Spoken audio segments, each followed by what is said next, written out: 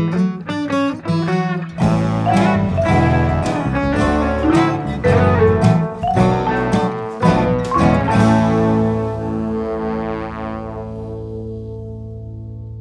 everyone, and welcome to another episode of KIF, Keep It Fictional.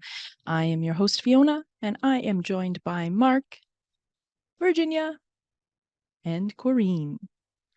Today, we are celebrating Freedom to Read Week, which is happening February 19th to 25th, and is an annual event that encourages Canadians to think about and reaffirm their commitment to intellectual freedom, which is guaranteed to them under the Charter of Rights and Freedoms.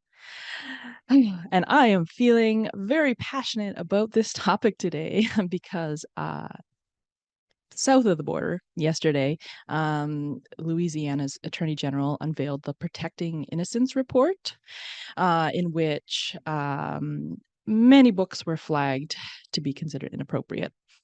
And I think disproportionately, book banning definitely affects LGBTQ plus books, as well as, we've seen an upsurge lately in critical race theory being considered inappropriate for the innocents. So yeah, I'm feeling a little bit fiery about that today and very grateful for Freedom to Read Week. There is awesome literature on the Freedom to Read website. You can spend a whole afternoon just getting angry about all of the things that have been flagged and attempted to be banned or actually banned in Canada. So to acknowledge that, we are going to be reading banned books today. So we're going to start off with Mark, who has chosen something. Let's see what it is. All right, thank you, Fiona. So today I'll be talking about More Happy Than Not by Adam Silvera. So a little bit about the author. Adam Silvera was born and raised in the South Bronx in New York City. His mother was a social worker, and at a very young age, he started writing, particularly fan fiction. Um, Silvera has also been very open about his own struggles with mental health, his coming out process, and some of the other biographical details of his life that are very relevant to this particular work because even if the story is not, in fact, like a true story or even particularly based on his real life, just the fact that there's um, many similarities between his own past and the main character of this novel, involving things like mental health, depression, suicide, and coming to terms with your sexuality as a teenager. And related to this, there are some content warnings with the book that I would have to mention. There's a lot of themes and open discussion about suicide, self-harm, and homophobia in the book. And it does so in a very realistic and sensitive way. So it's not like sensationalized or done in like an uncaring sort of way. But because of their centrality to the narrative, you'd want to consider this before reading. Um, there's also like a lot of use of language that, for example, there's a lot of homophobic language used throughout the book, but sort of not done to be like in a hateful way, but like a realistic kind of depiction of some of the issues that the protagonist Aaron finds himself in that many other LGBTQ teens face. I think it's also important to mention this in relation to Freedom to Read Week, since the book hasn't not been banned because of hate speech or anything like that, but it's been banned because of its open discussion of sexuality, mental health, and trauma. And many people sort of point to it as being inappropriate for teenagers, inappropriate for younger readers, things like that. But really, it's meant to show like people that like that these things exist, that they're not the only ones experiencing them, and things like that. So it's very important in that regard as well. So I mentioned that the protagonist is Aaron, a 17 years old living in the South Bronx with his mother and brother in a tiny one-room apartment after his father's recent suicide. And his mother has to work all hours of the day in order to support Aaron and his brother Eric. His brother Eric is also fairly apathetic and kind of disconnected person. He spends his days working at a GameStop and then playing online shooter games with his friends all night long. So his family is very busy, very often their own kind of things, whereas Aaron is um, on his own now for the most part in the book. Even though this single room apartment in the Bronx they live in provides basically no privacy or place for Aaron to be on his own or really call his own outside like a very small corner of the apartment where he keeps his stacks of comic books and things like that.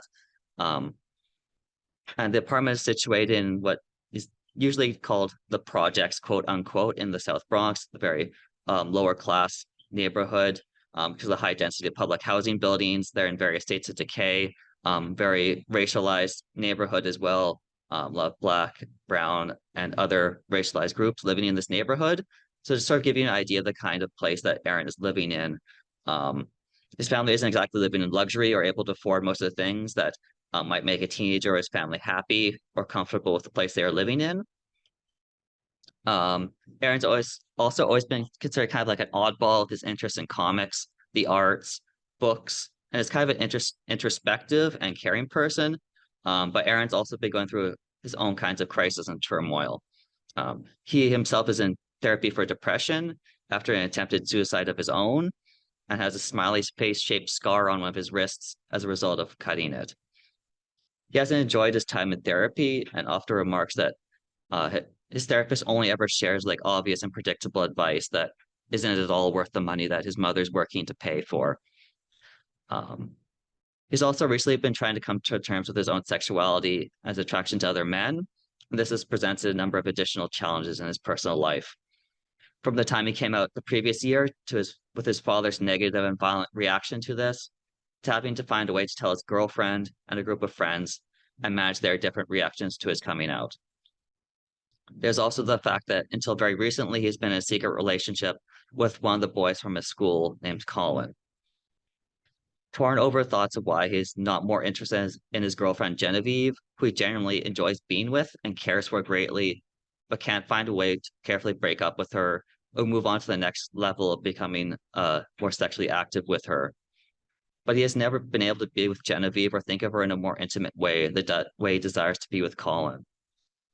Um, Feelings of regret, wanting to go back to how they were in the past, how to find something to be happy about and someone to be happy with without losing them, are all things that commonly consume Aaron's thoughts throughout the novel. He is very introspective and reflective, but is also very much kind of ruminating and kind of dwelling on issues and things that he could have done differently, things he'd wish it were different, and things like that, which kind of spirals into these kind of negative and depressive thoughts of his own.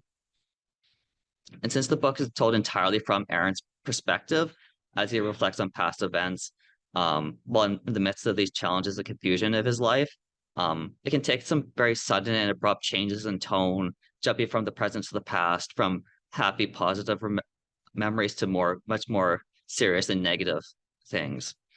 This can be somewhat challenging at times from a narrative perspective, but it's understandable and somewhat fitting with the kind of mental state that Aaron is in and the kind of unsettled state he is in his life currently.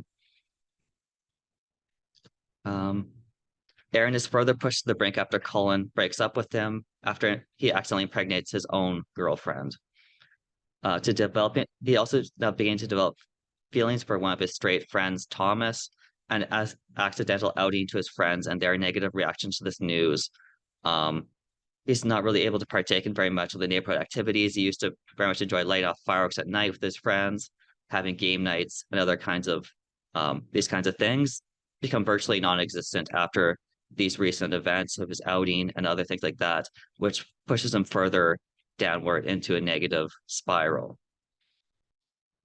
Amidst all of this, Aaron begins to become interested in a new, almost science fictional company called the Lateo Institute. Lateo offers a service in erasing memories using state-of-the-art neural mapping and targeting areas that have the memories that relate to the person, thing, or event that is unwanted to be removed. Aaron even has a friend who moved away from the neighborhood and had the procedure done after the shooting death of his twin brother. The promises that Lateo and its consultants make of bringing happiness, calm, and normality to their clients. Aaron begins to see Lateo and its procedure as a way out of his negative thoughts, his negative memories, and his feelings towards other men, so that he could become sort of quote unquote like everyone else. Since if he could forget all about the things he feels and knows, couldn't he be happy just like everyone else? Couldn't he just go back to being with the people he used to know or move to a new neighborhood and start over again with all these negative traumas? And I almost found the way that the kinds of solutions that these kind of companies like Lateo offer in this story almost parallel some of the kinds of therapies in the past that promised to sort of quote unquote like treat gay people to remove their feelings of being different, to make them just like everyone else, quote unquote. So in a way, I feel like Silvera is kind of trying to present these science fictional almost situation as a way of critiquing some of the ways that people sort of sometimes talk about sexuality and mental health as being having to be like everyone else rather than trying to accept the way that they are as they are, more or less.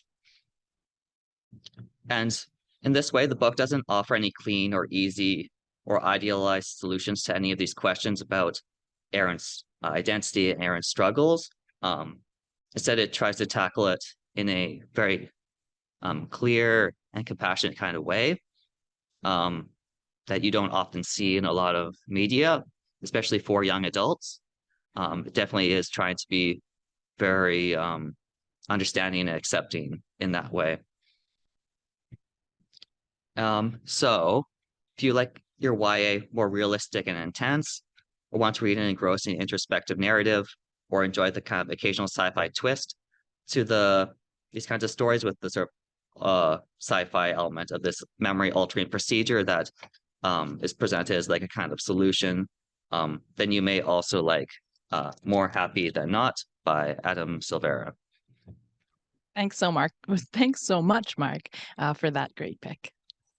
Okay, we are going to move on to Virginia now. If there's a book you want to read, but it hasn't been written yet, then you must write it.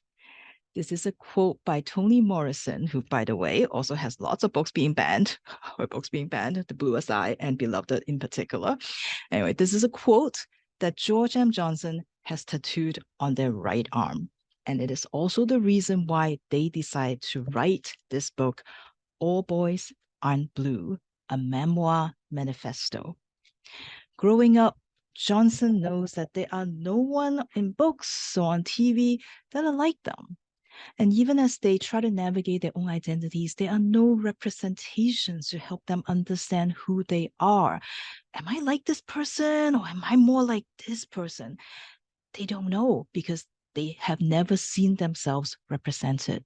So they wrote this book. They wrote this book for teens so that if anyone out there is going through what Johnson went through in the middle, if they're in the middle of finding themselves, they have a book to point to.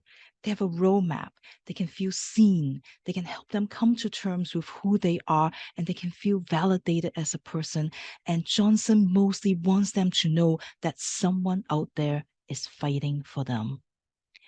In very clear and straightforward prose, Johnson describes their world growing up in New Jersey, and he explores the intersectionality of their different identities and sort of slowly learning that you can't separate them. They're all part of you, and you have to talk about them together. Johnson now identified as Black and queer. And they pointed out that's kind of like a double whammy because, first of all, you have to be in the white community where, of course, there's a mold that everybody is supposed to fit into. And then you have to stand back up in your own Black community and fighting those ideals of masculinity that Johnson knows that they cannot live up to. Johnson remembers when they were 6 and they and their cousins were jumped one day when they were going back home from school. And their teeth were bashed in because of that. And for years, they refused to smile. They refused to smile. And how that incident, that's just one incident, has taken all the joy from him. That joy that he should have, that they deserve, have been denied to them. And they talk about many incidents like that, how trauma lingers. And as they said, there have been times when they brushed the teeth too hard and then they get a taste of blood and was immediately taken back to that day. Not only did the incident left them kind of wondering, like, why did these boys do that? But also because they were constantly told, well, boys shouldn't cry. So they have never really dealt with that trauma. And, it always comes back out. And unpacking these, like incidents and experience that they have, and try to help us understand what it is like to be living as a person of color, talking about words that are being reclaimed, how harmful that could be when someone not from the community uses it, or the idea of microaggression, impact versus intent, or Black History Month and how they remember when they were in kids. It's Black History Month feels like Christmas Eve, because one day you're on Christmas Eve, you look at your Christmas tree and there's no presents. And then the next day you wake up, all the presents under the tree. And for 28 days, it's like 28 days of Christmas, like as if somebody just cough up all the memorabilia. And of course, they're all like past, they're all history. And then after 21 days, everyone gets put away and you don't have to deal with them ever again. And talking about these experiences again, help teenagers see themselves if that's what they are going through. Johnson also knows early on that they like these so-called girl things. Like growing up, they don't really have the words to describe themselves yet. They don't really know what it is that they are just yet, what fits them the best, because of, like I said, there's no models for them to look at. But they describe this journey of trying to work this out, and how afraid they are to come out, and so they deny their true self. That, as they said, as much as I want to lead an openly gay life, I also didn't want to be a disappointment. Without a roadmap, without references, without information, teens who are trying to figure out who they are often end up in unsafe situations. One of the most painful and difficult chapter for Johnson to write is about an non-consensual sexual experience that they had with their cousin. And the chapter begins with this line: I contemplated whether I would write about you now that you are dead. They feel like even though they're telling the truth, they're being disrespectful. They worry about what their family and what their reactions would be like when they find out about the truth, because they don't want to hurt them. And it's a decision that they only reach to write about after they talk to their family. And it is so evident in the book. One of the things that Johnson, you can see almost is a love letter to their family, because their family is so supportive, and they are so fiercely protective of Johnson. And that's something that they know that they're very lucky to have. And what, despite how difficult this chapter is to write, they know how important it is for them to tell this story, not only because this is a very significant incident in their life, it really changes a lot of things in their life, but they also know that no one talks about sexual abuse. Nobody talk and teach about consent enough. And so victims often they accept the abuse because they don't know otherwise. Nobody told you that it's not okay. For Johnson, when it happens, they remember being confused, and they know that deep down something is not quite right, but they don't know why, and they don't have the words. They don't have the words to describe why this is wrong. And so they want to make sure that this book can help teens and anybody out there who are wondering, who are questioning, to know that, like that this is not okay. And of course, because of that, this is one of the chapters that are often cited as why this book is pornography and that needs to be taken out of libraries. Another chapter that, again, one of the ones that, often get read out in school board meetings or in library board meetings, is when Johnson finally in their 20s, when they're finally ready to have a sexual relationship. And they realize how much they have no idea what that's supposed to look like. And they realize how much the LGBTQ community has been denied a basic sex education, that the minimum, like education that you get from school is always about strict sex, as if like what they are experiencing don't matter, as if they're not valid, that there's only one type of sex. And so because of that, they didn't know what to expect. And sometimes teens end up getting into unsafe situation because of it. And how they talk about how people won't cringe when, at a straight sexual experience being explained, but they will cringe every single time during Mind. And Johnson, as embarrassed as he is to admit now how much they didn't know what's going on, during his first experiences, they also understand how important it is, and they want to make sure that teens know that they need and they deserve this information as much as everyone else. And again, that's why Johnson writes this book. As Johnson said, anytime you write a book where you write about your truth, there are going to be people who want to silence that truth. All Boys I'm Blue is banned according to PEN America by 29 school districts. It is the third most banned books on the American Library Association banned book list. It is challenged because it's supposed to be profane. It has sexually explicit, and there is a lawsuit, a criminal case filed against the book itself in Florida for being pornography.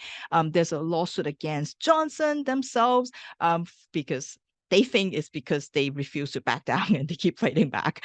And there are quotes from their books, like from the chapters that I referred to earlier about their sexual experiences, that were used in like an ad by a parent who like read a passage from the book, and then they say, well, is that what you want your child to be able to get your hands on? Vote for this politician because he will never let that happen to you. So it's things like that like they are dealing with right now, and how much the world, as they said, does not want other teens to know that there are other teens that are different from them, that exist, that lived alongside them.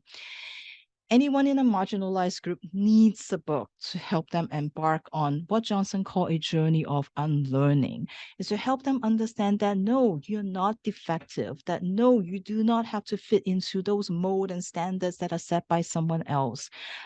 For me, Interior Chinatown is the book that helped me unlearn, and I know how important it is to have that. And we are going to make sure that All Boys I'm Blue is accessible to those who need this, to unlearn everything that they are conditioned to believe and to think about. And we all need to know that, we try something out, if it doesn't work, create something new. So I'll leave you with a quote from Johnson: love who you want to love and do it unapologetically, including that face that you see every day in the mirror. Be bold and brave and queer. Thank you so much, Virginia. As much as I just want to like rail against the people who don't understand, it's really nice to hear both of these books, in the driving home, the mirrors and windows of, I think we all love to read in some ways because we feel seen. Like for me, sometimes that was the first place that I would see myself and feel okay about myself, was when you find that book, that loves you back. So thank you. It's great to talk about that. All right, we are going to move on to Corrine now. What did you bring today? Yes.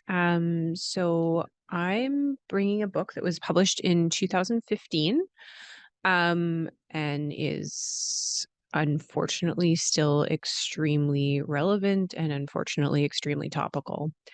This book centers around two teens, one Black and one white, and it is written by two authors, Jason Reynolds, who is Black and hands down maybe the best writer for young adult kids out there living. He's maybe the greatest of all time. And Brendan Kiely, who is white. And it centers around our two main characters, Rashad, who is a normal teenager, albeit with a dad who's a little bit too intense about the military, and has forced him to join the ROTC, which, as far as I can tell, is kind of like Air Cadets, paramilitary high school organization with a lot of marching. After one practice day, he takes off his uniform and puts on what he thinks of as his regular clothes. He's about to head off to a party, and he stops at a convenience store to pick up a snack. While he opens up his bag to find his change that is buried underneath, a white lady behind him trips and bumps into him. The chips that he was holding in his hand fly into his open bag. The clerk, who looks over and has been watching Rashad this entire time, accuses him of shoplifting. In the store at the same time, there is a white police officer. When the clerk accuses Rashad of shoplifting, the police officer immediately comes over to him and starts to beat him. The situation rapidly escalates when the police officer accuses Rashad of resisting arrest. He is beaten unconscious. Rashad wakes up in the hospital surrounded by his family, and he doesn't really understand what happened. He explains what happened to his mom and his dad doesn't believe him. His dad thinks there must have been something that you said, something that you did. What were you wearing? But thankfully for Rashad, there is a video. And there were also witnesses. One of those witnesses is Quinn.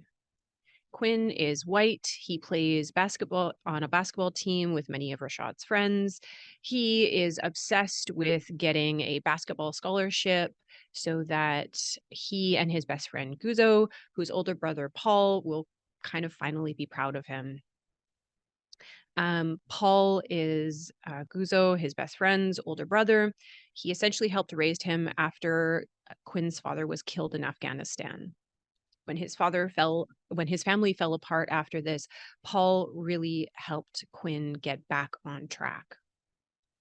But Paul is also a policeman. And Paul is the one that Quinn witnesses assault one of his classmates. Quinn really doesn't understand what he's seeing. Paul has helped him his entire life. Paul is the one that when someone was bullying him, stood up for him and made it stop. So Paul was just doing his job, right? There must have been something that was happening that Quinn just doesn't understand.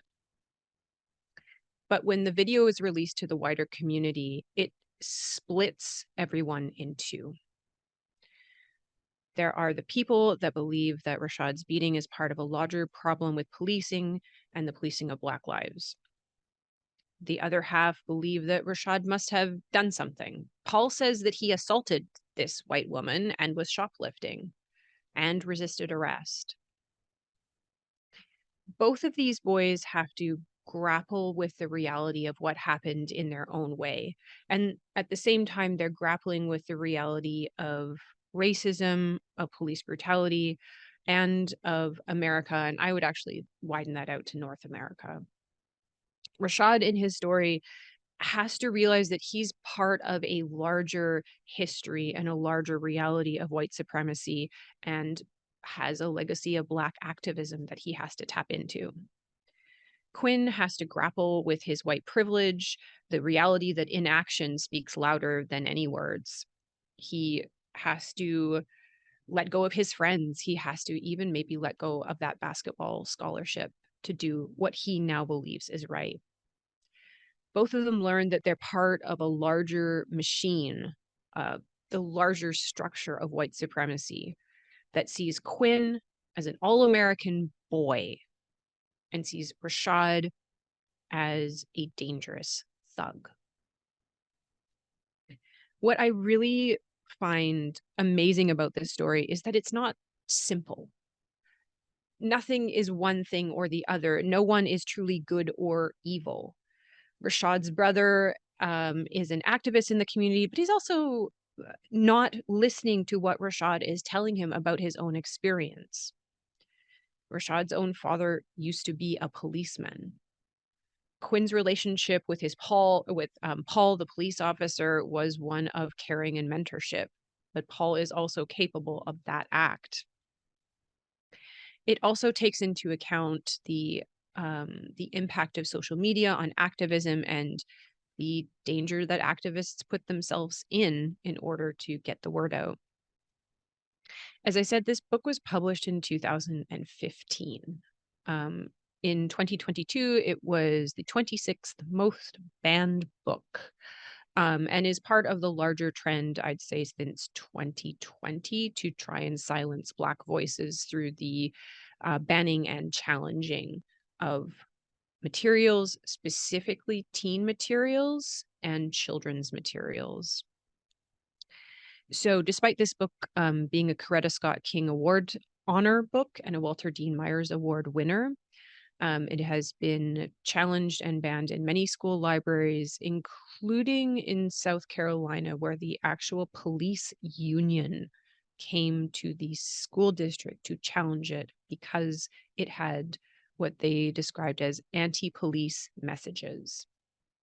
It's been challenged on the basis of alcohol and drug use, profanity, and again, anti-police messaging. And what Fiona had talked about earlier, the critical race theory of talking and naming white supremacy, is also part of those challenges.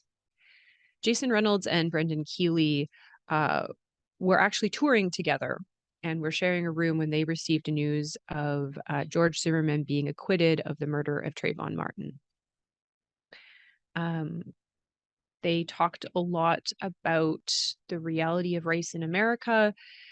And it was when Michael Brown was killed in Ferguson that they knew that they had to do something, that they knew that they had to act. And for two writers, what they could do is write a book like All American Boys.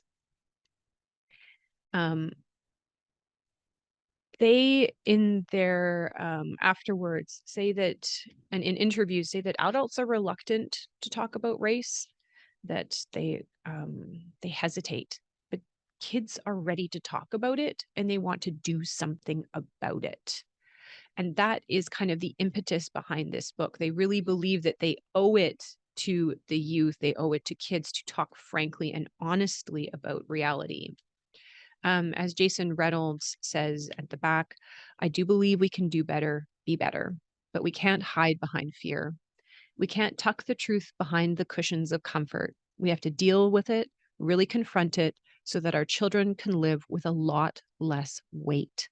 We owe it to them. If you are looking for a great novel for teens and kind of upper middle school as well, I think you can do no better than this amazingly honest book by two fantastic authors. So I would definitely recommend picking up All American Boys. Thank you so much, Corinne. Thank you for bringing that collab between two excellent authors. Very important and good book. Okay, we're going to go to my book now. And I have chosen a graphic memoir by Maia Kobabe. And Maia's pronouns are E-R-M. And so I'm working on making sure to get those right. This is genderqueer. And as I mentioned, it is a graphic memoir, which I gotta say, I love a graphic memoir, but this one hit me pretty hard. So it is, the intro is about Maia starting an art project for school, for university, and sort of like a prof who really pushed M to go into their past and their history, and they were like, nope, not going to do it, not going to do it, and then did it. And I'm so glad that they did. You get the feeling throughout that it wasn't easy to do, and in some ways it's a little bit disjointed of sort of like some anecdotes. It doesn't have a narrative thread. It's more like this happened and experienced this. And I think for that, it makes it an excellent mirror for gender diverse folks as well as asexual folks. And also definitely an amazing thing to pick up if you're an ally or someone you love is gender diverse or asexual, because it almost, it's saying these things happened to me, and I don't know how to unpack them. Like I don't have the tools yet to unpack them. And creating this book for other people, I think is part of it. So we get to see Maia grow up.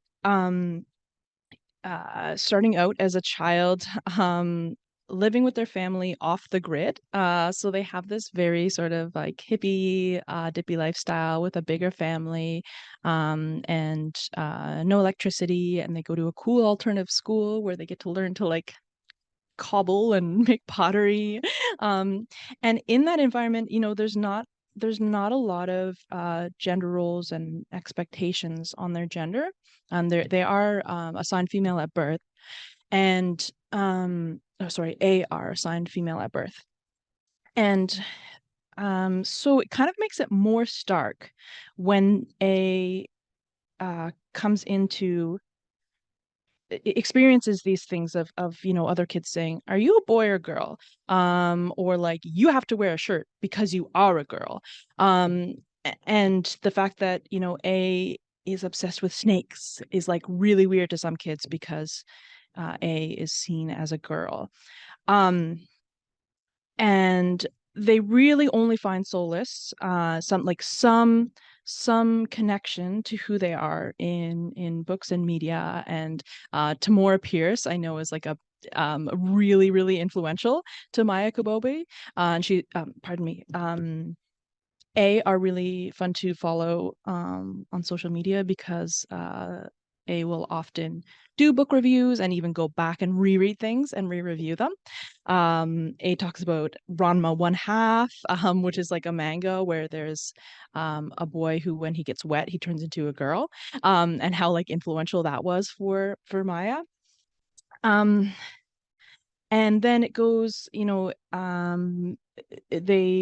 there is a queer straight alliance in their school, and eventually they begrudgingly join it, and that's kind of the start for them, um, um, until they just happen to stumble upon the word transgender, on the internets, as which is where a lot of millennials sort of had the freedom to I think explore new ideas.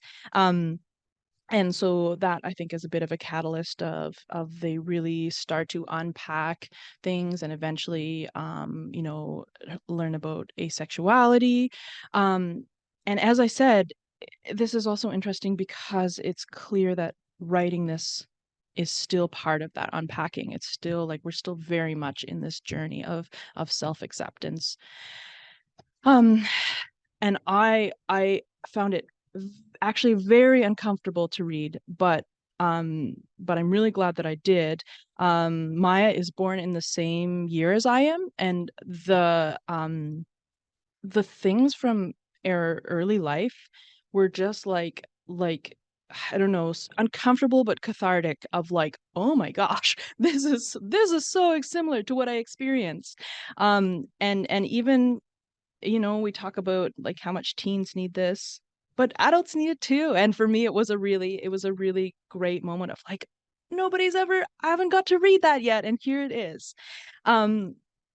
I think that as I mentioned, it's a fantastic opportunity to explore gender diversity and asexuality. And what I love is that Maia does such a good job of